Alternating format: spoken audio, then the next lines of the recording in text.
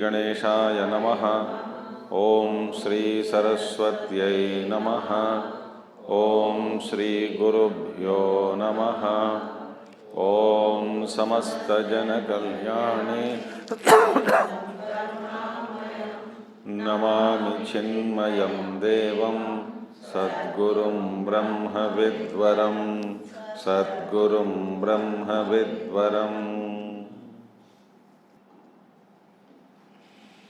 ओम व्यासं वसिष्ठनप्तारं शक्तेः पौत्रमकल्मषं पराशरात्मजं वन्दे शुकतातं तपोनिधिं। व्यासाय विष्णुरूपाय व्यासरूपाय विष्णवे नमो वै ब्रह्मनिधये वासिष्ठाय नमो नमः। वसुदेवसुतं देवं कंसचाणूरमर्दनं देवकी परमानन्दं कृष्णं वन्दे जगद्गुरुं कृष्णं वन्दे जगद्गुरुम्। स्वे स्वे कर्मण्यभिरतः संसिद्धिं लभते नरः स्वकर्मनिरतसिद्धिं यथा विन्दति तच्छृणु। यथ प्रवृत्तिर्भूतानां येन सर्वमिदं ततं स्वकर्मणा तमभ्यर्च्य सिद्धिं विन्दति मानवः। श्रेयान् स्वधर्मो विगुणः परधर्मात् स्वनुष्ठितात् स्वभावनियतं कर्म कुर्वन् आप्नोति किल्बिषम्। सहजं कर्म कौन्तेय सदोषमपि न त्यजेत् सर्वारम्भा हि दोषेण धूमेनाग्निरिवावृताः। तो स्वे स्वे कर्मणि अभिरतः, अपने अपने कर्मों में निष्णात होकर माने स्थित होकर व्यवहार कीजिए तो क्या मिलेगा? सिद्धि। सिद्धि माने ज्ञान निष्ठा प्राप्ति के लिए योग्यता प्राप्ति की सिद्धि। और भगवान की आराधना कैसे करना चाहिए? जिसके द्वारा जिनसे जिस अंतर्यामी ईश्वर से सब कुछ निकला है, जिस ईश्वर से वही ईश्वर प्रवृत्ति भूतानाम, जिस ईश्वर से सारे भूतों की उत्पत्ति स्थिति और लय होता है, और जिस ईश्वर के द्वारा इदम सर्वम व्याप्तम, सब कुछ व्याप्त करके बैठा है, उनको, उस ईश्वर को हमारे अपने कर्मों के द्वारा उनकी आराधना करने से ज्ञान निष्ठा योग्यता प्राप्ति रूप सिद्धि प्राप्त होती है। ठीक है। और भगवान कहते हैं अपने स्वधर्म में श्रेष्ठ है, परधर्मात् अनुष्ठित सुअनुष्ठितात्, क्योंकि स्वभावनेतम कर्म कुर्वन् आपनोति न आपनोति कुर्वन् न आपनोति किल्बिषम्। अपने धर्म में रहते हुए अपने कर्मों को करने से कोई पाप को प्राप्त नहीं करता, पापी नहीं बनता। सहजम कर्म कौन्तेय सदोषमपि न त्यजेत। सहजम माने क्या बोलते हैं? सहजन्मना एव उत्पन्नम, जन्म के साथ उत्पन्न हो उसका नाम सहज है। उस कर्म को करते हुए वो दोष युक्त हो तो भी छोड़ना नहीं। ठीक है। सर्वारंभा ही दोषेन धूमेन अग्निरिव आवृताः, क्योंकि जैसे अग्नि प्रज्वलित करते समय धुआं तो निकलती ही है, इसी तरह सभी कर्मों में कुछ ना कुछ दोष है। जैसे अग्नि प्रज्वलित करते ही धुआं निकलती है, इसी तरह कर्म करते ही उसमें दोष है। ठीक है, इस पर हम चर्चा कर रहे थे। इसमें क्या है कि ये भगवान क्या कहते हैं, सहजस्य कर्मणः सहजस्य कर्मणः स्वधर्माख्यस्य परित्यागेन परधर्मानुष्ठाने अपि दोषात् नैव मुच्यते भयावह च परधर्मः न च शक्यते अशेषतः त्यक्तुम् अग्नेन कर्म यतः तस्मात् न त्यजेत् इत्यर्थः। क्योंकि सहज कर्म जो है स्वधर्माख्यस्य परित्यागेन, सहज कर्म जिस कर्म में आपका जन्म हुई, माने जिस परिवार में जिस धर्म में आपका जन्म हुआ उस स्वधर्म में, उसको परित्याग करने से परधर्म अनुष्ठान से भी दोष आ जाता है। और बिना कर्म परधर्म भयावह अपि, परधर्म दूसरों का कर्म करना भय कारण भी है। न च शक्यते अशेष से शक्यम, और अज्ञानी के लिए पूरा सा पूरा कर्म त्यागना असंभव। इस पर प्रश्न पूछा है कि क्यों पूरा त्याग नहीं सकता, इसलिए त्यागने के लिए मना किया भगवान ने, या ऐसा करके किम अशेषतः त्यक्तुम अशक्यम कर्म इति न त्यजेत किम वा सहजस्य कर्मणः त्यागे दोषो भवति। न तो सहज कर्म को त्यागने में दोष प्राप्त होता है, इसीलिए कहा गया कि कर्मों को त्यागना नहीं, ऐसा भगवान के द्वारा। या नहीं तो अशेषतः कोई भी व्यक्ति पूर्ण रूप से सभी कर्मों को त्यागना मुश्किल है, असंभव है, इसीलिए कहा गया कि छोड़ो मत, कर्मों को त्यागना नहीं। इस पर चर्चा की है। अब भगवान कल दो सिद्धांतों को बताया कि यदि आत्मा क्या है, नित्य प्रचलित आत्मकः पुरुषः, जो पुरुष गुणों के कारण, पुरुष गुण जैसे गुण नित्य प्रचलित है, नित्य प्रचलित माने लगातार बदलते रहते हैं, उसमें कुछ रुकावट नहीं होती। इसी तरह आत्मा भी वही लक्षण वाला हो तो कर्मों को त्यागना संभव नहीं है, क्योंकि आत्मस्वरूप ही नित्य प्रचलित आत्मा बन गया, संभव नहीं है। दूसरे बुद्धों के सिद्धांत के अनुसार भी क्षण प्रध्वंसिनः, सब कुछ क्षण प्रध्वंसी होने के कारण उनके मत के अनुसार भी कर्मों को त्यागना संभव नहीं है।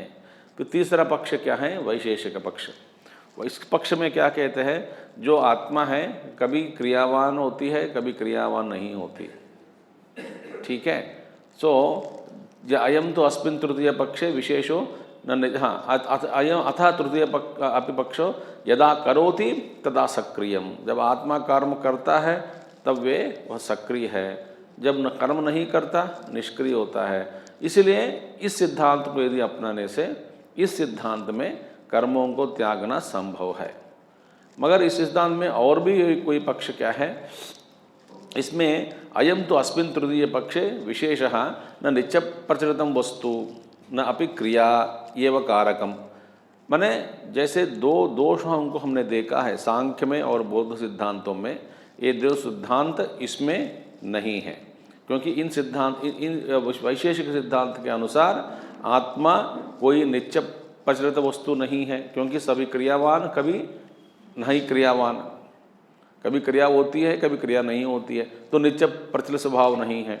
और बुद्धों की तरह क्रिया एवं कारकम, वहाँ पे क्रिया इज इक्वल टू कारकम इज इक्वल टू स्कंध इज इक्वल, सब कुछ एक ही है उनमें, क्रिया कारक और कर्ण में कोई भेद नहीं है बुद्धों के सिद्धांत के अनुसार।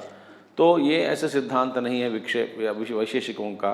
तो इस सिद्धांत में क्या प्रॉब्लम है, वे मानते हैं कि अपने स्वरूप से एक आत्मा एक द्रव्य है, तो जो अपने स्वरूप से स्थित, स्वरूप में स्थित जो द्रव्य है, आत्मा रूपी द्रव्य, आत्मा एक द्रव्य है, अपने स्वरूप में स्थित हुआ, उसमें से अविद्यमान क्रिया निकलती है।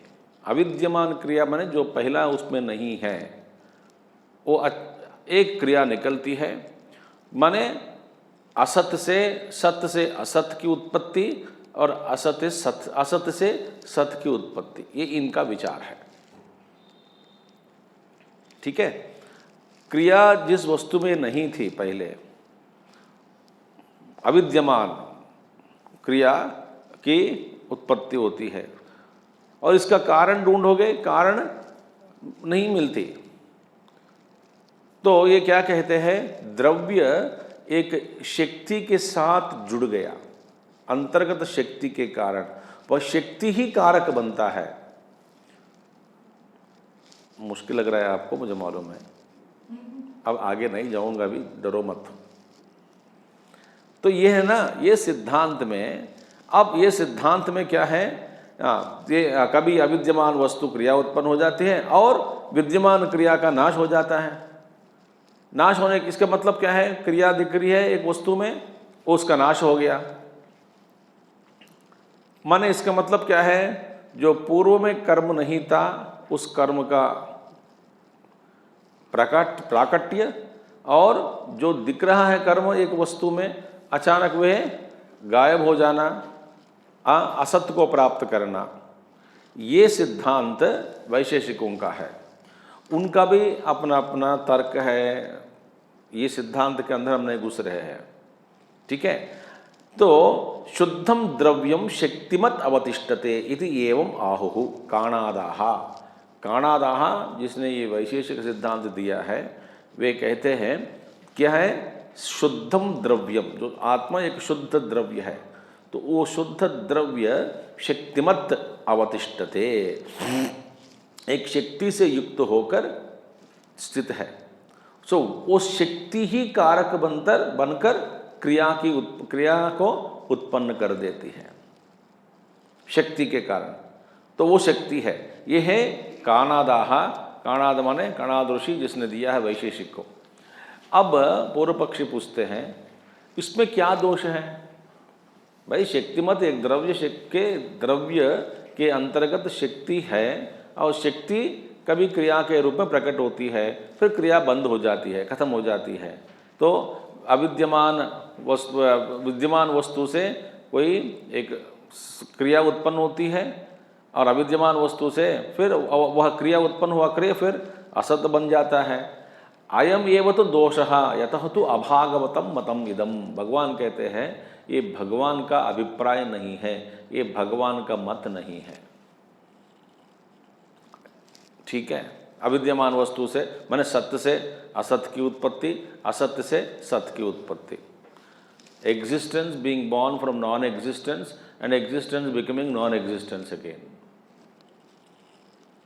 ये भगवान का मत नहीं है। कथम ज्ञायते, यह कैसे जान सकते हैं आप, यतः आह भगवान, भगवान ने क्या कहा, नासतो विद्यते भावः इत्यादि, काणादानां ही असतो भावः ततश्च भाव इति इदं मतम। भगवान क्या कहा, ना असतो विद्यते भावः ना भावो विद्यते सतः, उन्होंने कहा। क्योंकि कभी भी भाव अभाव नहीं होता, और अभाव से भाव की उत्पत्ति नहीं होती। समझ आ गया बात आपको? ठीक है। तो ये भाव से अभाव, सत्य से असत्य की उत्पत्ति, या असत्य से सत्य की उत्पत्ति नहीं होती, ये भगवान का अभिप्राय नहीं है। इसीलिए काणादों के अनुसार क्या है, उनके अनुसार असत्य का भाव बनता है और सत्य का अभाव मानते हैं। ये मत गलत है, इसमें दोष है, ये भगवान का अभिप्राय नहीं है। अब क्या हुआ, बौद्ध मत के अनुसार सांख्य नित्य प्रचलित आत्मा का आत्मा गुण जैसे उनके सिद्धांत के अनुसार, वैशेषिक सिद्धांत के अनुसार क्या है, पूर्ण रूप से कर्म को त्यागना उनके सिद्धांत में नहीं बनता, ठीक है। इस पर विवाद होता है, चर्चा बहुत होती है। पूर्व पक्ष सारे सिद्धांतों को भगवान शंकराचार्य जी लाते हैं, उसमें वैशेषिक सिद्धांत जो भी हैं वो सब सिद्धांतों को एक एक करके सामने रखकर एक एक को खंडन करते थे। अभी हम इस पर चर्चा नहीं कर रहे हैं। You will go to 443 page, देख लीजिएगा 443 पेज, 443 पेज 6th लाइन। हाँ, मिल गया सबको।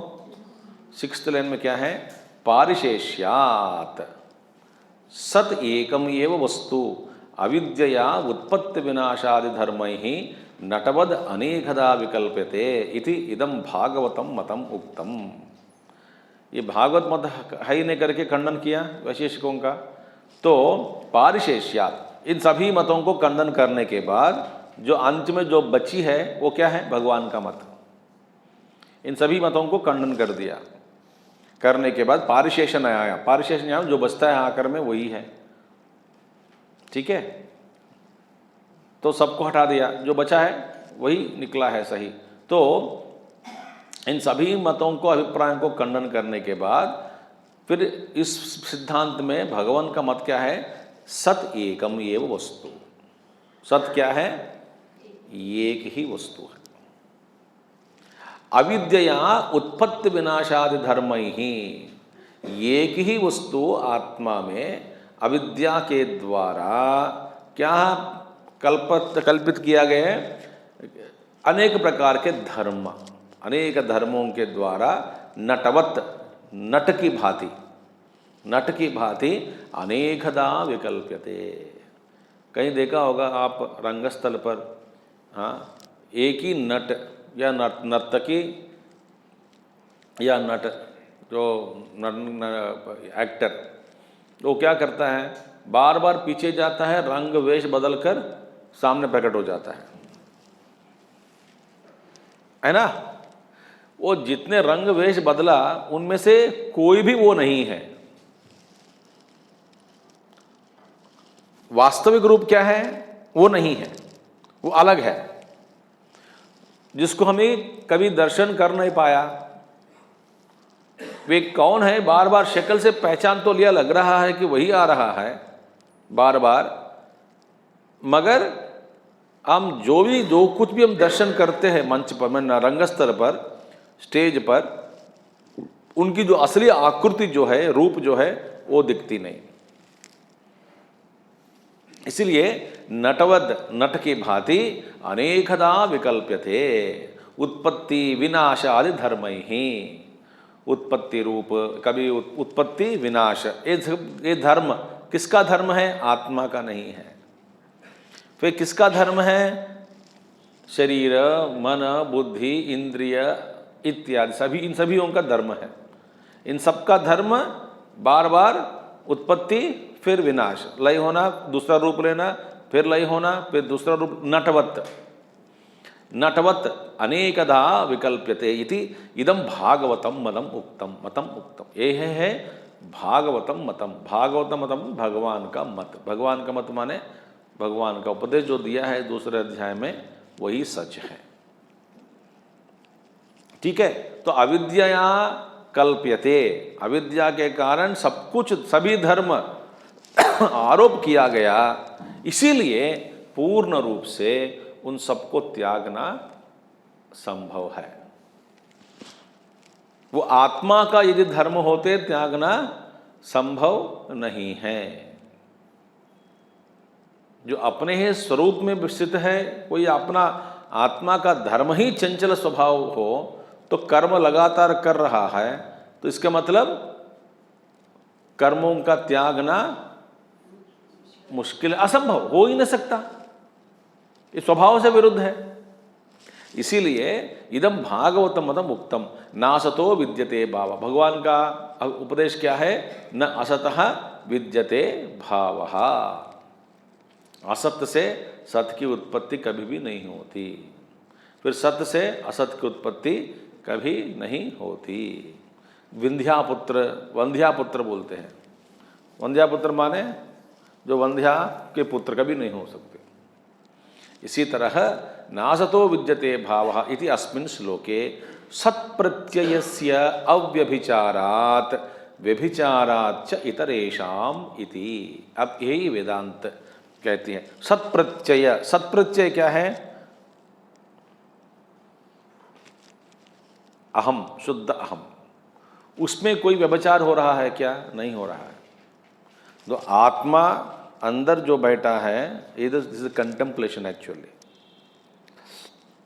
सत्प्रत्यय अहम अहम अहम भाति स्फुरति, स्वयं स्फुरति, जो उसमें कोई व्यभिचार नहीं है। इतरेषाम बाकी सब कुछ बदलते जा रहा है। जैसे कि घटः अस्ति, पटः अस्ति, कपालः अस्ति। अस्ति माने घटः अस्ति, अस्ति माने है। अब देखिए, घटः अस्ति, मेरे सामने घट है, तो घट को निकाल दिया, और पट है, पट माने कपड़ा है, तो इन दोनों में कॉमन क्या है। तो हाई में जो बदल नहीं है, कोई बदलाव नहीं, हाईपन में जो है जो है उसमें कोई बदलाव नहीं है, वस्तु बदल रही है, नाम रूप परिवर्तन होते जा रहा है, मगर सब कुछ हाई के रूप में ही हमारा अनुभव होता है। जो नहीं है के रूप में अनुभव नहीं होता कोई भी वस्तु। पहाड़ है, पेड़ है, नदी है, सूर्य है, चंद्रमा है, नहीं है। तो इसलिए सत्प्रत्यय जो है अव्यभिचारात, सत्प्रत्यय जो है, प्रत्यय माने दिस भाव, वृत्ति, उसमें कोई व्यभिचार नहीं है, वो शाश्वत है। फिर किसमें व्यभिचार है? बाकी सभी पदार्थों में। तो विषय जो है, विषय बदल रहा है, विषयी जो है, आखिर में जो असली विषय है, आत्मा है, वो अलग है, कोई बदलाव नहीं है। तो इसीलिए अव्यभिचारात व्यभिचार सत्प्रत्ययस्य अव्यभिचारात व्यभिचारात इतरेषाम इति। अब ये प्रश्न पूछा, कथम तर्हि आत्मनः अविक्रियत्वे अशेषतः कर्मणः त्यागः न उपपद्यते इति। यदि आप भगवान के मत के अनुसार आत्मा अविक्रियत्वे, आत्मा निर्विकार है, आत्मा निर्विकार ही है, उसमें वो कोई विकार नहीं है, तो फिर भगवान ऐसा कैसे क्यों कहा कि कर्म कोई भी पूर्ण रूप से त्याग नहीं सकते? ऐसा भगवान ने क्यों ऐसा कहा? ये तो अज्ञानी के लिए कहा ना, ज्ञानी के लिए नहीं। तो प्रश्न पूछ रहा है, आत्मनः अविक्रियत्वे अशेषतः कर्मणः त्यागो न उपपद्यते इति। ऐसा कैसे भगवान ने कहा? क्योंकि आत्मा में कोई विकार नहीं है, कोई कर्म नहीं है। कोई विकार नहीं है माने कर्म नहीं है, कोई परिवर्तन नहीं है, शाश्वत है। तो विकारवान नहीं है आत्मा, शाश्वत है। तो आप भगवान ने क्या कहा कि किसी भी व्यक्ति, कोई भी व्यक्ति पूर्ण रूप से कर्म को त्यागना असंभव, ऐसा क्यों कहा?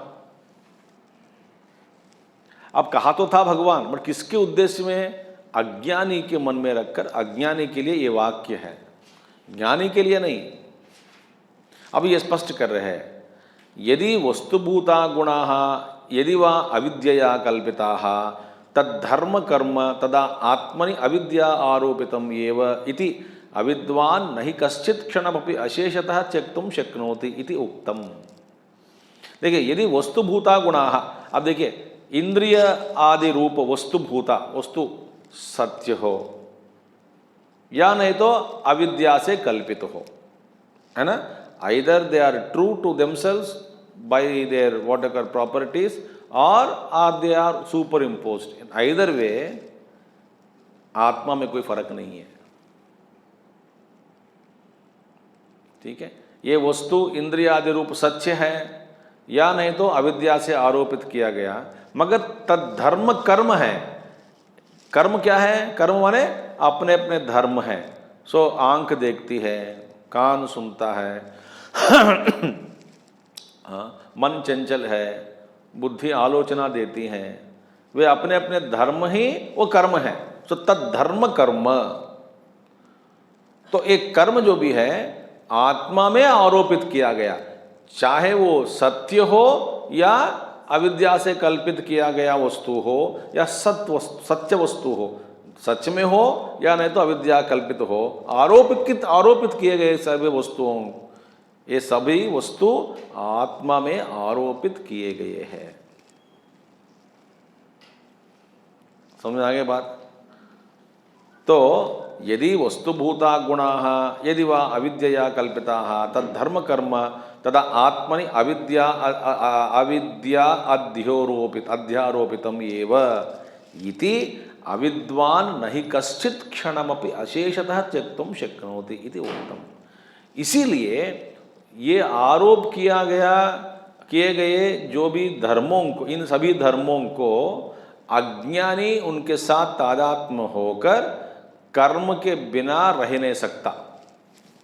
क्षणमपि जातु तिष्ठति अकर्मकृत, तो कश्चित् क्षणमपि अशेषतः त्यक्तुं शक्नोति। पूर्ण रूप से इन सभी धर्मों को त्यागना अज्ञानी के लिए संभव नहीं है। वो किसी न किसी इंद्रिय के या मन के या नहीं तो बुद्धि के धर्मों के साथ तादात्म्य होकर रहता है।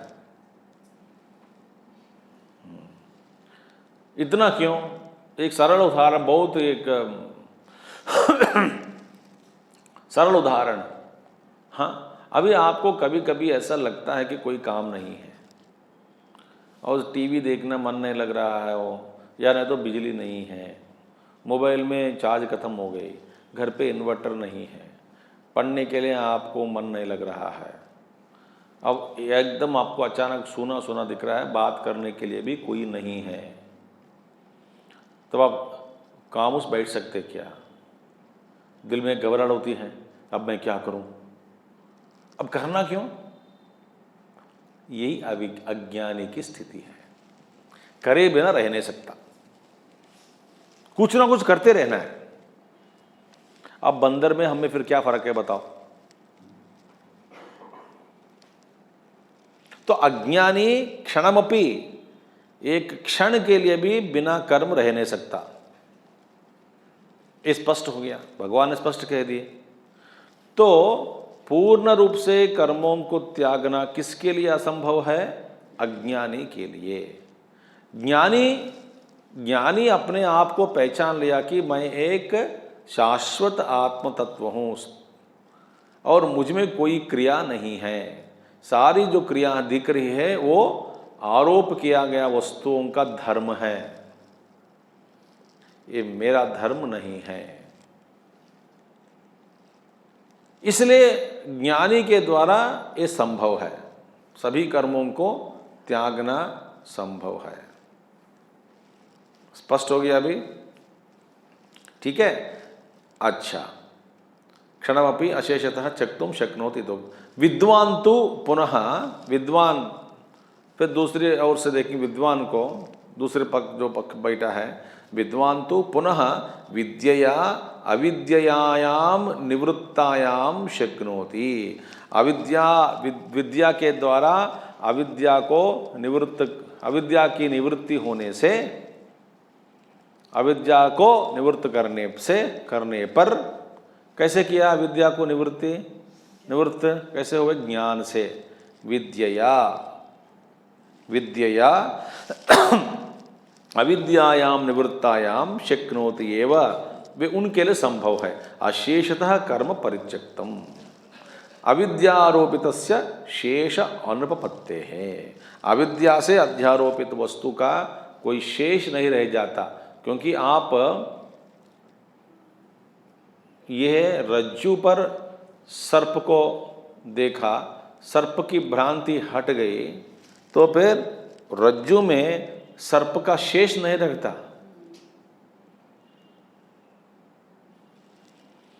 इसी तरह विद्या के द्वारा, ज्ञान के द्वारा अविद्या को हटाने पर अविद्या का कोई शेष नहीं रह जाता। इसीलिए वह ज्ञानी पूर्ण रूप से कर्मों को त्याग सकते हैं।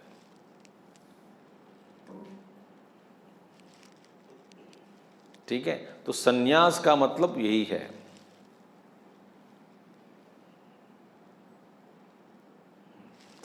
ठीक है, अविद्या अध्यारोपितस्य शेष अनुपत्ते है, बाकी कुछ नहीं रह सकता उसमें, क्योंकि एक बार हट गया, भ्रांति चले गई, फिर बाद में भ्रांति का शेष नहीं होता। सर्प को मैं देख रहा था रज्जु पर अभी 50% सर्प चला गया और 50% बाकी है। नहीं, जब तक आप सर्प को देख रहे हैं तब तक आप रज्जु का दर्शन नहीं कर पा रहे हैं। जब आप रज्जु को दर्शन कर लिया, इसका मतलब सर्प अंतर्धान हो गया, उसमें कोई शेष नहीं रह जाता। ठीक है। नहीं ही तैमिरिक दृष्टिया अध्यारोपितस्य द्विचंद्रादेः तिमिर अपगमे शेषः अवतिष्ठते। जो आंख में जो तिमिर रोग होती है ना, जिसके कारण दो चीज़ें दिखती हैं, दो चंद्रमा देखते हैं, जो दो चीज़ें दिखती हैं, तो वो दोष को हटाने पर फिर बाद में डेढ़ देखने लगा, ऐसा नहीं होता।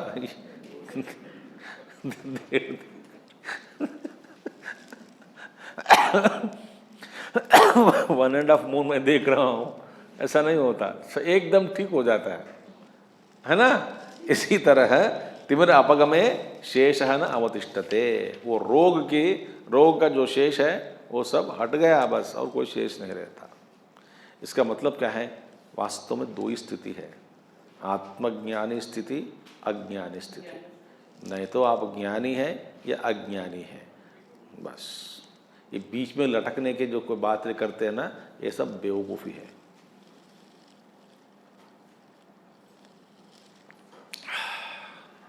बात खत्म। तो या तो ज्ञानी है या नहीं तो अज्ञानी है। मैं ज्ञान के ओर जा रहा हूँ, अज्ञान मुझ में 2% कम हो गया, बाकी अभी 98% रह गया, ये सब बकवास है। ऐसे बातें लोग करते हैं, मगर आधा तो मोह चला गया और आधा बाकी है। कई लोग बताते हैं, माने एक का मोह चला गया, दूसरे का मोह रह गया। परिवार में 8 सदस्य हैं, 8 में से 4 के प्रति मेरा मोह चला गया। क्यों? 4 मुझे धोखा दिया, इसलिए मोह चला गया, और बाकी 4 मैं प्रेम करता हूँ, वे मुझसे प्रेम करते हैं, इसलिए मोह छूटना मुश्किल है। 50% तो पार कर दिया स्वामी जी, 50%। ये सब ऐसे बातें नहीं करना चाहिए, ये सब बकवास है। ठीक है। तो एवं च सति इदम वचनम उपपन्नम, है ना, करेक्ट है ना? हाँ, एवं च सति, ऐसा भी एवं च सति इदम वचनम उपपन्नम, ऐसा होने से यह वचन जो है ठीक है। कौन सा वचन है? सर्वकर्माणि मनसा संन्यस्य आस्ते सुखम वशी नवद्वारे पुरे देहि नैव कुर्वन् न कारयन्। ये है 5वां अध्याय में 13वां श्लोक। वहां पे भगवान, ये तो उपपन्नम माने, देखो 18 अध्याय में बार बार पीछे लेके जा रहा है, कभी आगे ले जाते हैं 1-2 बार, है ना। सार संग्रह भूतम, तो उपपन्नम, ये ठीक है। भगवान का वचन जो था वह सही है, क्योंकि उन्होंने क्या कहा? सर्वकर्माणि मनसा संन्यस्य आस्ते सुखम वशी। सभी मन में ही, क्योंकि बाहर कर्म छोड़ना नहीं हो सकता, मगर मन में सब कर्मों को छोड़ना है। राग द्वेष को छोड़ना, मोह ममताओं को त्यागना। ऐसा नहीं कि मैं आजकल ये पता लग गया मुझे, ये सब बच्चे पति पत्नी सब मोह है, इसीलिए बस सबको घर से निकाल दिया, या सबके प्रति रुष्ट व्यवहार करने लगा। रुष्ट व्यवहार,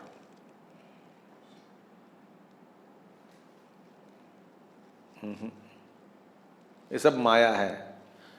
नहीं, पहले अपना शरीर को देखकर कहो कि आपका रूप ही माया है। दूसरों का शरीर को अन्य रूपों को देखकर माया कहना, ऐसी बात नहीं। पहले अपने शरीर का अस्तित्व को मिटाना, मैंने मृत्यु की प्राप्ति नहीं, ये मोह को छोड़ना है। ठीक है। तो मनसा संन्यस्य आस्ते सुखम वशी, मन में आस्ते स्थिर रहकर बैठा है अपने आप में, सुखम वशी आनंद रूप। कहाँ बैठ क्या करता है, कहाँ कहाँ, नवद्वारे पुरे देहि, इसी देह में, जो नवद्वार रूपी इस देह में बैठकर नैव कुर्वन् न कारयन्, कुछ नहीं करता हुआ नहीं तो कराता हुआ, कुछ नहीं करता है कराता भी नहीं, नैव कुर्वन् न कारयन्। ठीक है, व्यवहार चल रहा है मगर अपने आप में ये ज्ञान प्राप्त कर लिया। ठीक है, इत्यादि स्वे स्वे कर्मणि अभिरतः संसिद्धिं लभते नरः। कहाँ पढ़ा? स्वे स्वे कर्मणि अभिरतः संसिद्धिं लभते नरः। हाँ अभी पढ़ा, thank you thank you thank you, इसी अध्याय में पढ़े। ठीक है, आप सोच रहे कौन सा अध्याय में होगा। और सर्वकर्म स्वकर्मणाम तुम अभ्यर्च्य सिद्धिं विन्दति मानवः, ये कहाँ पढ़ा? स्वकर्मणा तम अभ्यर्च्य सिद्धिं विन्दति मानवः, ये कहाँ पढ़े? भूल, 2-3 श्लोक भी नहीं हो, भूल गए आप। अच्छी बात, अच्छी बात, आपको भूलना ही चाहिए, नहीं तो हमारा नौकरी निकल जाएगा, चला जाएगा। तो आप भूलने से ना हमारी नौकरी जारी रहेगी। तो 45 और 46वां श्लोक है ये। ठीक है, तो ये सब भगवान कहते इत्यादि स्वे स्वे कर्मणि अभिरतः संसिद्धिं लभते नरः स्वकर्मणातम अभ्यर्थ सिद्धि विन्दति मानवः इति च, ये सब उपपन्नम वचनम, ये सारे जो वचन भगवान के जो है ये सब सही है। ठीक है, या च कर्मजा सिद्धि ही उक्ता ज्ञाननिष्ठा योग्यता लक्षणा तस्याः फलभूताः नैष्कर्म्य सिद्धि ज्ञाननिष्ठा लक्षणा वक्तव्या इति श्लोकः आरभ्यते। अब देखिए, या च कर्मजा सिद्धि ही, कर्मजा सिद्धि माने स्वकर्म अनुष्ठान करने से जो सिद्धि मिलती है, क्या है वो सिद्धि? ज्ञाननिष्ठ योग्यता लक्षणाः, ज्ञाननिष्ठा, ज्ञाननिष्ठा माने ज्ञाननिष्ठा की योग्यता रूपी सिद्धि को प्राप्त कर लेते हैं। जो ज्ञाननिष्ठा के लिए योग्यता रूपी सिद्धि को जो बताया, कैसे है सिद्धि मिलती है? कर्मजा, वो स्वकर्म अनुष्ठान से मिलती है। स्वकर्म अनुष्ठान से जो सिद्धि मिलती है उसका फल, सिद्धि मिलती है ना, योग्यता प्राप्ति, उसका फल क्या है? नैष्कर्म सिद्धि ही। नैष्कर्म सिद्धि का मतलब क्या है आगे बताएंगे। तो अब देखिए,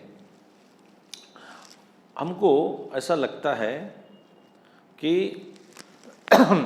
स्वकर्म करने से, स्वकर्म से ईश्वर की आराधना करने से ज्ञान निष्ठा योग्यता रूपी सिद्धि जो मिलती है, बस उस सिद्धि से ब्रह्म प्राप्ति हो जाती है।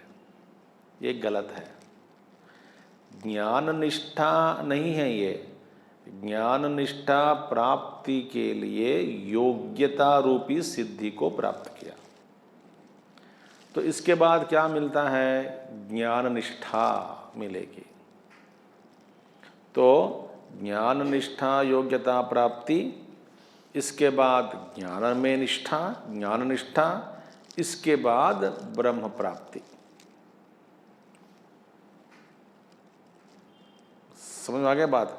तो स्वकर्म करने से ज्ञान में निष्ठा की, निष्ठा प्राप्ति के लिए योग्यता चाहिए, योग्यता प्राप्ति होती है। उसके बाद ज्ञान निष्ठा, पहले योग्यता निष्ठा नहीं होती ना, ज्ञान की निष्ठा कैसे होती है? योग्यता प्राप्ति के लिए निष्ठा माने मन स्थिर हो गया, बुद्धि स्थिर हो गई, मन में एकाग्रता आ गया, एकाग्रता आ गई, सब कुछ आ गए, तब सिद्धि प्राप्त। अब बाद में क्या करना है आपको? ज्ञान की प्राप्ति करनी है। फिर श्रवण मनन निधिध्यासन इत्यादि, इसके बाद ब्रह्म की प्राप्ति। ऐसा लग रहा है सफर लंबा है, लंबा है ही। तो फलभूता नैष्कर्म्य सिद्धि ही। तो पहले ज्ञान निष्ठा प्राप्ति, बाद में ज्ञान निष्ठा, बाद में उसका फल नैष्कर्म्य सिद्धि ही। ज्ञान निष्ठा लक्षणा, ज्ञान निष्ठा लक्षणा रूपी नैष्कर्म्य सिद्धि को बताना चाहिए, वक्तव्या बतानी है। इति श्लोक आरभ्यते। अभी इसका आगे और बता रहे भगवान, स्वकर्म करो। पहले ब्राह्मण का धर्म, क्षत्रिय वैश्य शूद्र का धर्म, स्वे स्वे कर्म अभिरत संसिद्ध लभते न रहा। तो अपने अपने कर्म निष्णात हो जाओ। उसका फल क्या है? ज्ञान निष्ठा जो प्राप्ति। उसको इसके बाद फिर प्राप्ति के बाद क्या करना चाहिए? ज्ञान निष्ठा होगी, इसके बाद ब्रह्म की प्राप्ति। अभी आगे और ले जा रहे हैं भगवान। तो फिर ज्ञान निष्ठा लक्षणा क्या है? ज्ञान निष्ठा आपको हो गई, लक्षण क्या है इसका?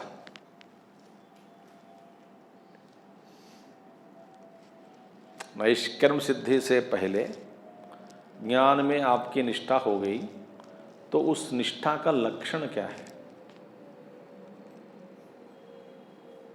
ये बता रहे। असक्त बुद्धि सर्वत्र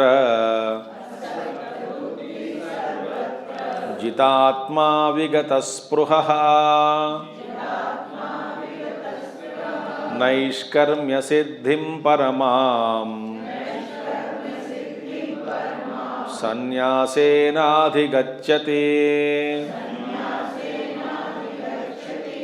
असक्त बुद्धि सर्वत्र जितात्मा विगत स्पृहः नैष्कर्म्य सिद्धिं परमाम् संन्यासेनाधिगच्छति।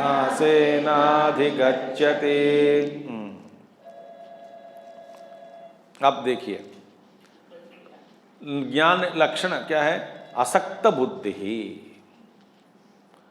कर्म करते रहो करते रहो, स्वे स्वे कर्म स्वधर्म करते रहो करते रहो, करने के बाद अंतःकरण की शुद्धि, इसके बाद ज्ञान प्राप्ति के लिए योग्यता, पहले योग्य बनेंगे, तो योग्य के प्रयोग्यता को प्राप्त करने के बाद ज्ञान की प्राप्ति, ज्ञान की प्राप्ति के बाद उस ज्ञान में निष्ठा की प्राप्ति, निष्ठा के बाद नैष्कर्म्य सिद्धि, इसके बाद ब्रह्मानुभूत नैष्कर्म्य सिद्धि परमात्मा का दर्शन हो बस।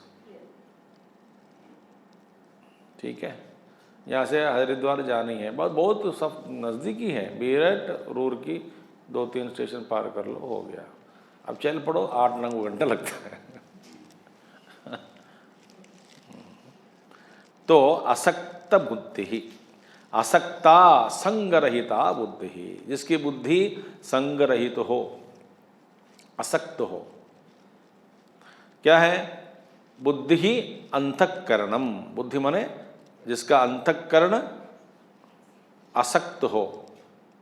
सक्त माने जानते हैं आप, संगी, असक्त असंगी।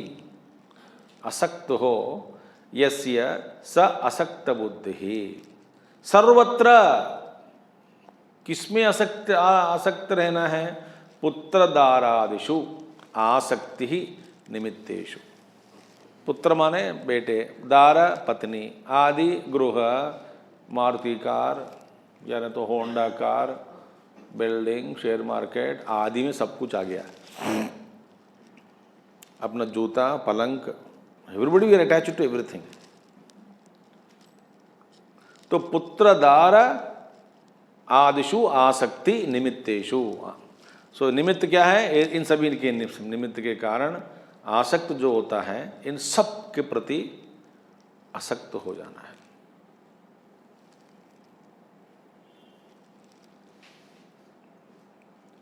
किसी के साथ कोई संग नहीं होना चाहिए। कर्तव्य बुद्धि रखते हैं व्यवहार में, मगर संगी नहीं बनना। अकड़ा महाराज कहते हैं, स्नेह रखो, अभिस्नेह मत करो। स्नेह रखो सबसे, अभिस्नेह माने तेरे बिना भी क्या जीना, वो है अभिस्नेह। ये है अभिस्नेह। बस गाने के द्वारा कितना खुश हो गए, देखो आप गाते थे, बहुत खुश हो गए आप सब लोग। चलो गाने के लिए गाना भी सुन लिया आज। ये है अभिस्नेह। तो पहला सबके हैं असक्त बुद्धि, जितात्मा, जितो वशीकृत आत्मा अंतःकरणम यस्य, जिसका अंतःकरण अपने वश में ला गया हो। अंतःकरण अपने ही वश में आया, वो जितात्मा। वे जैसा आदेश देता है मन को, मन वैसा करता है। जो बुद्धि में प्रचोदन करना चाहते हैं वही प्रचोदित होते हैं बुद्धि में, और जो इंद्रियों के द्वारा प्रकट करना चाहते हैं वही प्रकट होते हैं। जब इंद्रियों को आदेश देता है अब चुप हो जाओ तो चुप हो जाता है। यह है जितात्मा। ना माने ना, हाँ माने हाँ, बस। अभी अब क्या है, हम तो कहते हैं मन को भाई मत जाओ, मन बोलता तू कौन है बोलने वाला, है ना। बुद्धि कहते हैं ऐसा मत करो, हम वही करते हैं।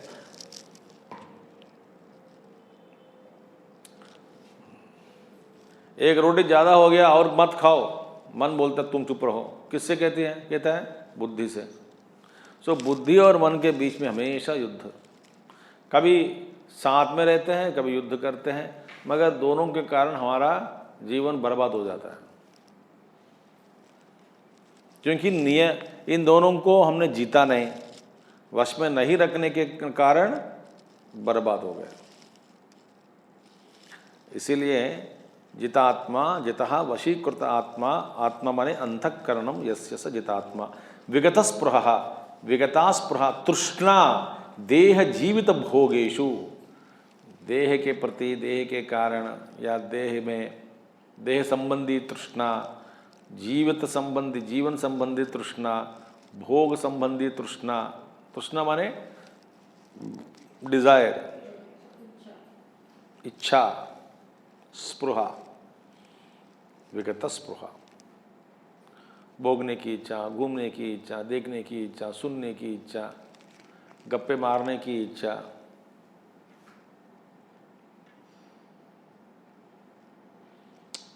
भोगों के प्रति इच्छा। अरे भाई सजावटी में सारी जिंदगी चल जाती है, बता रहा मैं आपको। घर की सजावटी कभी वो खत्म होती नहीं, होता है क्या?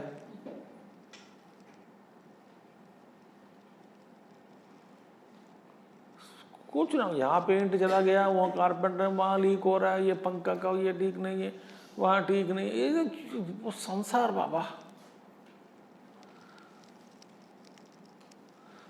ये लगातार ऐसे कर्मों के पीछे पड़े रहते हैं और अपने आप को महान मानता है कि देखिए मैं कितना काम कर रहा हूं।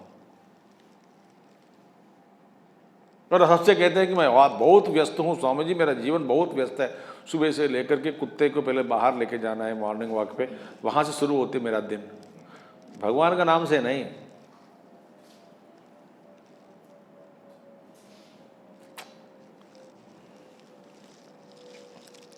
तो भोगेशु स्पृहा।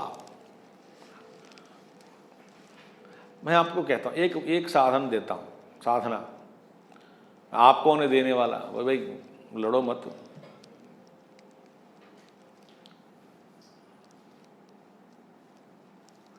एक दो महीने आज क्या बना रहे हो ऐसे पूछे बिना रहो।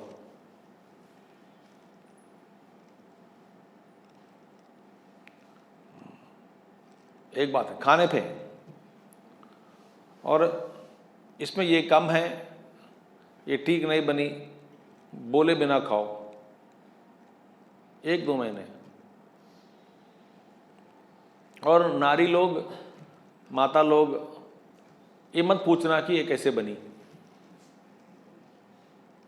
एक महीने तक अपने आप को रोक के देखो, बहुत मुश्किल है। तब पता लगता है कि भोगों के प्रति हमारी आसक्ति कितनी है।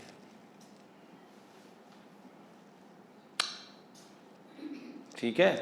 विगत स्पृहा ये एवं भूतः आत्मज्ञः, हाँ, जो ऐसा आत्मज्ञानी जो है, सह नैष्कर्म सिद्धिम, नैष्कर्म सिद्धि माने निर्गतानि कर्माणि यस्मात्, ओहो, जिससे सारे कर्म दूर हो गए, जिनसे सारे कर्म सभी कर्म दूर हो गए। निर्गतानि कर्माणि यस्मात् निष्क्रिय ब्रह्मात्म संबोधात्, क्यों भाई? वे निष्क्रिय आत्मा ब्रह्म स्वरूप हैं, ब्रह्म का बोध अपने आप में कर लिया। तो आत्मा एकत्व बोध के कारण, ब्रह्म बोध के कारण सारे कर्म अपनों से दूर हो, क्योंकि ना कर्म से जो हम प्राप्त करना चाहते हैं, अलग अलग भोग हम भोगना चाहते हैं, ये सारे भोग ब्रह्म में उपलब्ध है। सर्वान कामान सह, तो आत्मज्ञानी वह ब्रह्मानुभूति में अनंत आनंद को भोग रहा है, उनको फिर और कुछ है ही नहीं ब्रह्म के अलावा, इसीलिए उनसे सारे कर्म दूर हो गए। कर्म का प्रयोजन ही सिद्ध नहीं होता उनके लिए। हमारे लिए कर्म के बिना रह नहीं सकते, क्योंकि प्रयोजन सिद्ध नहीं होता। हमारा जीवन का प्रयोजन कर्म में ही है हमारा।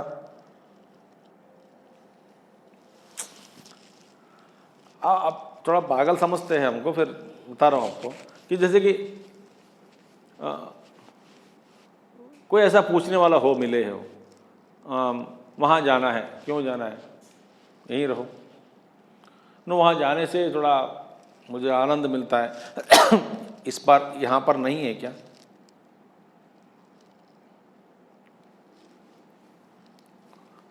तो तपोन जी जैसे, रमण महर्षि जैसे बैठना इतना आसान नहीं है, क्योंकि उनमें कोई चंचल नहीं है। चंचल स्वभाव, चंचलता खत्म ही हो गई उनमें से। निर्गतानि, कोई कुछ शेष नहीं है, कोई स्पंदन भी नहीं होता अंदर।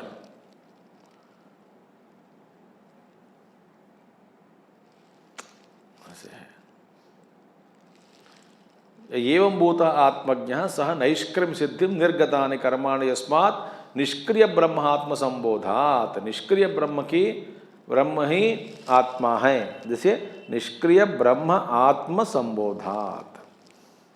तो निष्क्रिय ब्रह्म जो है वही आत्मा का अनुभव कर लिया, वही अब सब ब्रह्म है। सह निष्कर्मा तस्य भावः, उस भाव को नैष्कर्म्यम, और नैष्कर्यम च तत्सिद्धि ही, नैष्कर्म सिद्धि को उसकी तद्रूपी सिद्धि को नैष्कर्म्य सिद्धि कहते हैं। सा नैष्कर्म्य सिद्धि ही नैष्कर्म्यस्य वा, या तो नैष्कर्म्यस्य सिद्धि ही माने निष्क्रिय आत्मस्वरूप अवस्थान लक्षणया सिद्धि ही। एक अर्थ है जिनसे सारा कर्म दूर हो गया है तो अपने आप में शांत है। दूसरा है अपने में आत्मस्थ हो गया, आत्मानुभूति कर लिया, तो निष्क्रिय आत्म स्वरूप, वो निष्क्रिय आत्मा जो है, निष्क्रिय आत्मा का अनुभव कर लिया, उसमें सिद्धि को प्राप्त कर लिया। निष्क्रिय आत्मस्वरूप अवस्थान लक्षणम, तो निष्क्रिय आत्मस्वरूप में स्थित हुआ जिसका लक्षण है, वह लक्षण रूपी सिद्धि ही, निष्पत्ति ही ताम नैष्कर्म्य सिद्धिम परमाम प्रकृष्ठाम कर्मज सिद्धि विलक्षणाम। जो कर्मज सिद्धि, कर्म के द्वारा जो सिद्धि प्राप्त किया है उससे विलक्षण है ये। कर्म करने से जो सिद्धि प्राप्त हुआ वो सिद्धि क्या है? योग्यता प्राप्ति की सिद्धि, ज्ञान योग्यता, ज्ञान निष्ठा योग्यता प्राप्ति की सिद्धि से यह सिद्धि विलक्षण है। विलक्षणम सद्यो मुक्ति अवस्था, इसको कहते सद्यो मुक्ति। सद्यो मुक्ति माने अपने आप में स्थित हो गया, मुक्त हो गया। जन्मांतर मुक्ति नहीं, क्रम मुक्ति नहीं, इस लोक से दूसरे लोक जाना, दूसरे नहीं नहीं नहीं, सद्यो मुक्ति अवस्थान रूपाम वे कैसा संभव है? संन्यासेन। संन्यासेन माने सम्यक दर्शनेन। सो सम्यक दर्शन रूपी जो ज्ञान है उसी को, उस ज्ञान के द्वारा संन्यास संभव है। तत्पूर्वकेन, उस ज्ञान पूर्वकेन वा सर्वकर्म संन्यासेन अधिगच्छति प्राप्नोति। तत्संपूर्ण ज्ञान के द्वारा, तो ज्ञानपूर्वक सर्वकर्म संन्यास, तत्पूर्वकेन माने संन्यासेन सम्यक दर्शनेन तत्पूर्वकेन ज्ञानपूर्वक सर्वकर्म संन्यास के द्वारा सर्वकर्म संन्यासेन अधिगच्छति प्राप्नोति। ये नैष्कर्म्य सिद्धि, निष्क्रमणो ब्रह्मणो भाव, माने अपने आप में स्थित होना ही नैष्कर्म्य है। तथा च उक्तम सर्वकर्माणि मनसा संन्यस्य नैव कुर्वन्न कारयन् आस्ते इति। इसीलिए कहा गया कि अपने आप में स्थित होने के बाद, मैं ये शरीर नहीं हूँ, बुद्धि नहीं हूँ, प्राण नहीं हूँ, ये सब अध्यारोपित किया गया, ये सब वस्तुएं हैं, इनके धर्म हैं, मैं इन सब से विलक्षण हूँ करके अपने आप को आकाश, जैसे आत्मा, जैसे आकाश सर्वव्यापक है, अपना आत्मस्वरूप का भी ऐसे अनुभव हो जाता है, मैं आकाश जैसे सर्वव्यापक हूँ, सूक्ष्म हूँ, निर्गुण निराकार, यही मेरा अनुभव है। इस अनुभव में स्थित हुआ व्यक्ति नैष्कर्म्य सिद्धि को प्राप्त कर लिया। तो अपने अपने कर्मों के द्वारा कर्म करते करते करते अंतःकरण की शुद्धि, ज्ञान निष्ठा योग्यता की प्राप्ति, फिर ज्ञान की प्राप्ति, फिर उस ज्ञान में निष्ठा की प्राप्ति, इसके बाद धीरे धीरे नैष्कर्म्य सिद्धि की प्राप्ति, उसमें आत्मावस्थान होना, ये है सद्यो मुक्ति का लक्षण है। ठीक है।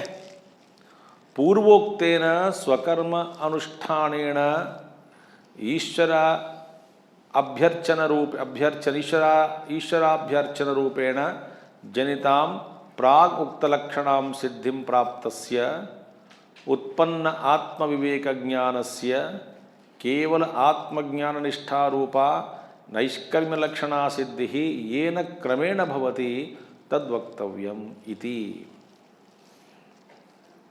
अब आगे आने वाले श्लोकों में इसकी क्रम बताएंगे। नैष्कर्म्य सिद्धि प्राप्ति में क्रम, नैष्कर्म्य सिद्धि की प्राप्ति में क्रम क्या था? असक्त बुद्धि ही सर्वत्र जितात्मा, ये है ज्ञान निष्ठा पर। फिर ज्ञान है, इसमें फिर और भी आगे भगवान बताएंगे कोई लक्षण।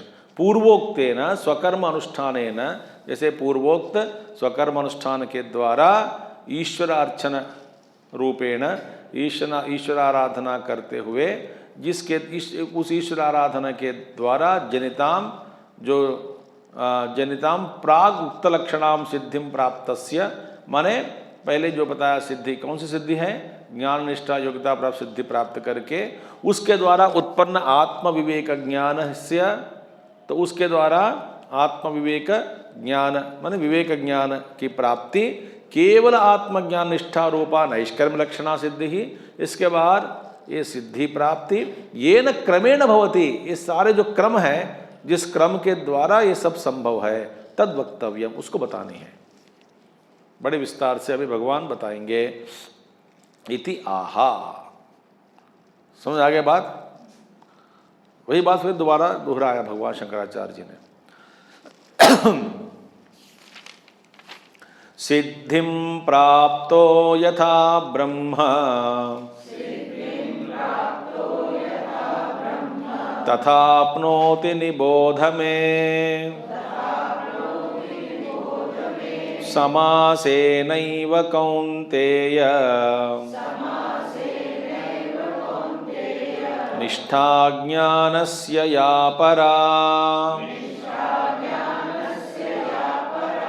सिद्धिं प्राप्तो यथा ब्रह्म तथाप्नोति निबोध मे, समासेनैव कौन्तेय निष्ठा ज्ञानस्य या परा।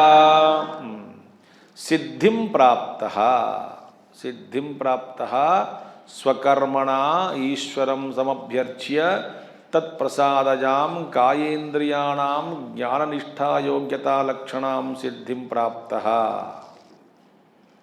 बार बार समझा रहे हैं। क्या है? सिद्धिम प्राप्तः, सिद्धि प्राप्त हुआ। कौन सी सिद्धि? माने स्वकर्मणा, अपने अपने कर्मों के द्वारा, स्वधर्म के द्वारा, ईश्वरम परमेश्वरम ईश्वरम सम्यक अभ्यर्च्य, भली प्रकार से उनकी आराधना करके, तत्प्रसादजाम, उस ईश्वर आराधना के द्वारा उनकी कृपा से, काय इंद्रियाणाम ज्ञान निष्ठा योग्यता लक्षणाम सिद्धि, शरीर और इंद्रियों में ज्ञान निष्ठा प्राप्ति के लिए, ज्ञान निष्ठा योग्यता सिद्धि के लिए जो सही ढंग से शरीर और इंद्रियां चाहिए वो सब प्राप्त होता है। नहीं तो बैठ नहीं सकते, सुन नहीं सकते, इंद्रियां ठीक नहीं है, काम करने के लिए शरीर नहीं है, साधना करने के लिए शरीर ठीक से नहीं है, बैठ नहीं सकते, हमेशा नींद में, न तो बीपी में, न तो विरलिंग ऑलवेज। अबे भगवान के कुछ नहीं कर सकते, बैठ नहीं सकते, 5 मिनट के लिए भी रीढ़ सीधा नहीं रख सकते हैं। देखिए कितनी मुश्किलें हैं। इंद्रियां भाग रही है, शरीर में बल नहीं है, मन में उत्साह नहीं है, फिर साधना कैसे करें? समझ में आ गई बात आपको? और न तो आदि भौतिक आदि दैविक आध्यात्मिक तापों के कारण कुछ भी नहीं हो पाता।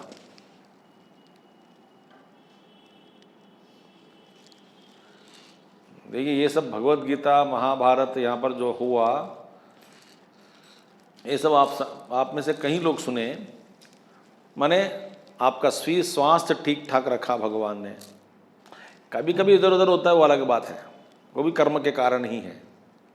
मैं लगभग ठीक ठाक रखा कि नहीं सुनने के लिए, और सुनने की इच्छा भी जारी रखा कि नहीं। तो 1 महीना इच्छा हुई, दूसरे महीने खत्म हो गई इच्छा, अब मन नहीं लग रहा है। किसने रखा है सब? इनकी कृपा है। बिना रुकावट, बिना विघ्न करने वाला कौन है? ईश्वर ही है। देखिए देखिए देखिए, कई लोग कहते हैं स्वामी जी जैसे मैंने सुनने के लिए बस किताब खोली, उसी दिन कुछ मैंने ऐसे वार्ता सुनी, बस बाद में फिर कुछ नहीं हो पाया, 2-3 महीने तक अस्पताल के चक्कर काटते रहा। तो दोबारा बाद में सब ठीक हो गया, दोबारा फिर खोला और कुछ हो गया। इसके मतलब मैं समझ में आ गया, इस जन्म में मैं किताब को नहीं खोलना है। बस भगवान की इच्छा यही है। किताब खोला तो कुछ ना कुछ हो रहा है। अभी साइकोलॉजिकल सेंटिमेंट हो गया, किताब खोला तो कुछ ना कुछ होता है, इसलिए खोलना नहीं। ऐसे कई लोग हैं। 2-3 बार मैं प्रवचन में गया हूँ, समझ में नहीं आया। इसका मतलब जीवन में कभी नहीं जाना है प्रवचन में। भाई उस प्रवचन के तुम योग्य नहीं हो सकता है ना, ऐसा क्यों नहीं सोचते हो?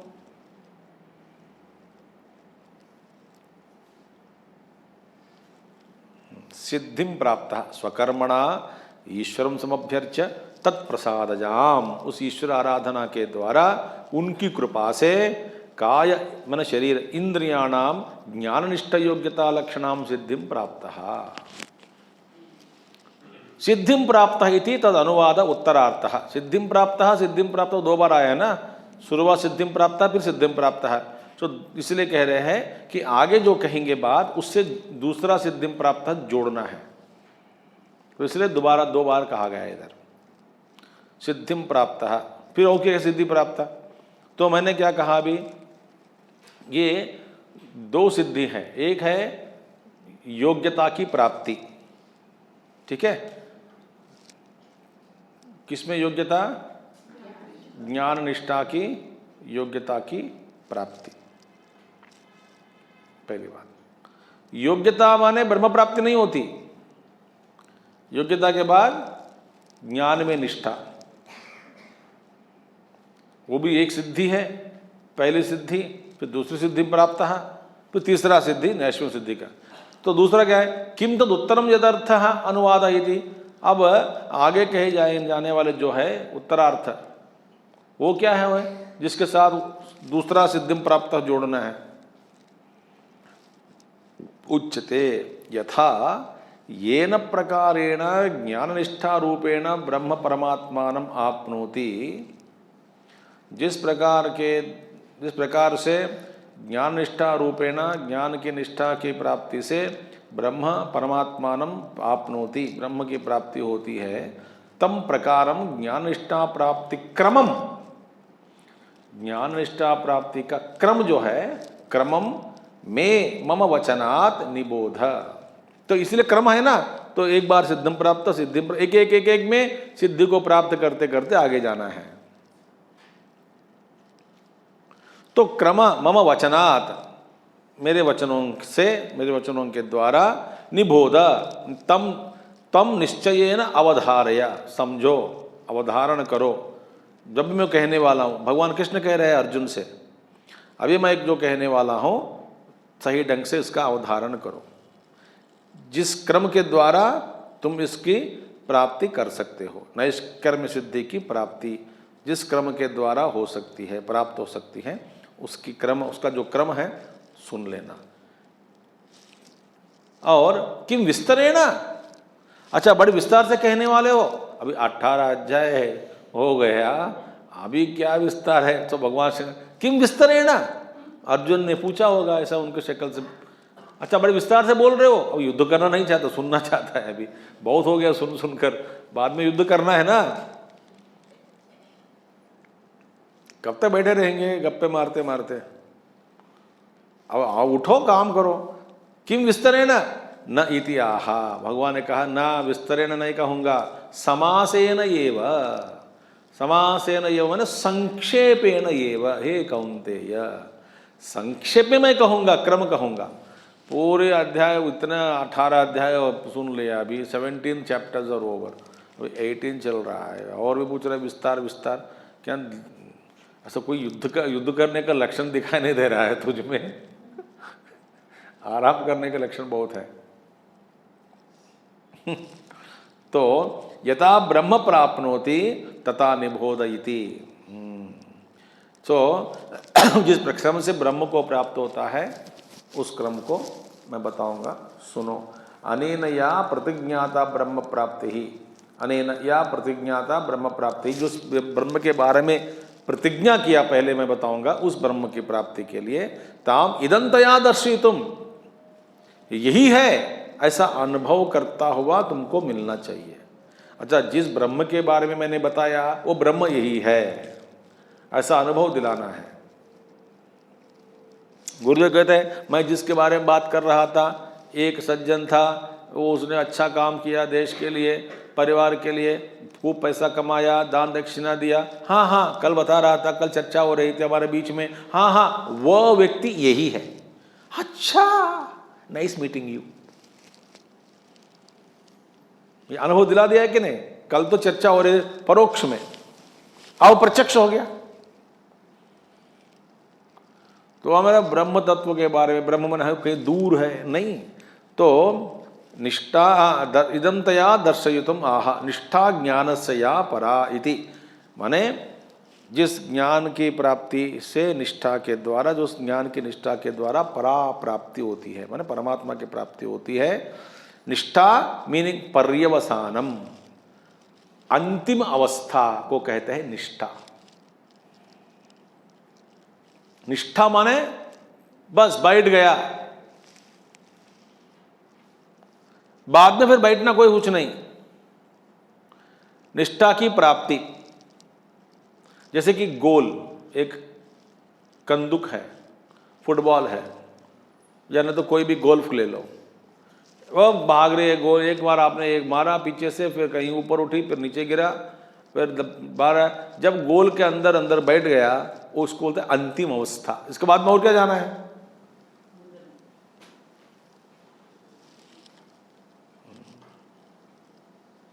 गोल मारना चाहता है फुटबॉल में, वो बॉल को ले करके एक बार लात मारा तो फिर हो गया, गोल हो गया, अंतिम अवस्था, निष्ठा हो गए।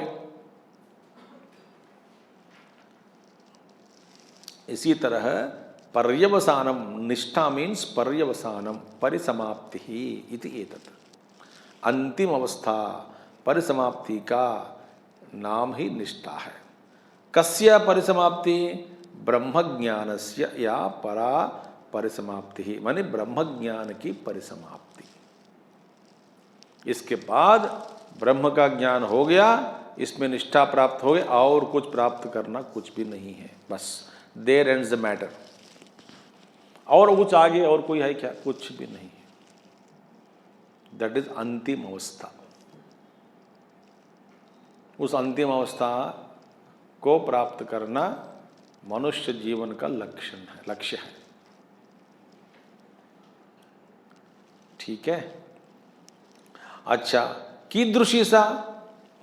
वो ब्रह्मज्ञान की निष्ठा कैसी है? यादृशम आत्मज्ञानम, जैसा कि आत्मज्ञान है वह वैसा ही है। अच्छा, कीदृक् तत्, वो आत्मज्ञान कैसा है? यादृश आत्मा, आत्मज्ञान कैसा है? जैसे आत्मा है वैसा आत्मज्ञान, माने उसी का, उस जैसा आत्मा है वह ज्ञान। आत्मज्ञान माने आत्मा का ज्ञान। आत्मज्ञान कैसा है? जैसा आत्मा है। अच्छा, असौ आत्मा कीदृशः? कीदृश असौ आत्मा? असौ, ये कैसा आत्मा कैसा है? यादृशो भगवता उक्तः उपनिषद वाक्यैः च न्यायतश्च, जैसे भगवान इसके बारे में बताया, आत्म तत्व के बारे में उपनिषदों में कही गई, न्याय से भी सिद्ध हुआ, जैसे उपनिषदों में कहा गया आत्मा के बारे में, जैसे भगवान ने बताया, वही आत्मा का तत्व है, आत्मा का रहस्य है। ठीक है। अब फिर चर्चा होती है ज्ञान के बारे में। ये हमको ये अध्ययन करना अच्छा है, वेदांत, क्योंकि ज्ञान का विषय कैसा संभव है, ज्ञान का मतलब क्या है, ये सब बताएंगे। हम ही धीरे धीरे पढ़ेंगे कल से। ओम पूर्णमदः पूर्णमिदं पूर्णात् पूर्णमुदच्यते पूर्णस्य पूर्णमादाय पूर्णमेवावशिष्यते। ओम शांति शांति शांति। हरि ओम श्री गुरुभ्यो नमः। हरि ओम। सद्गुरुनाथ महाराज की जय।